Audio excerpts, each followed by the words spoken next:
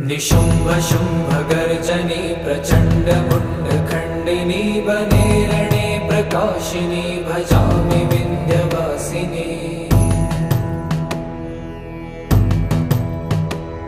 त्रिशूलमुण्डधारिणी धराविघातहारिणी गृहे गृहे निवासिनी भजामि विन्ध्यवासिनी। दरिद्र दुःखहारिणी सदा विभूतिकारिणी वियोगशोकहारिणी भजामि विन्ध्यवासिनी। लसत्सुलोल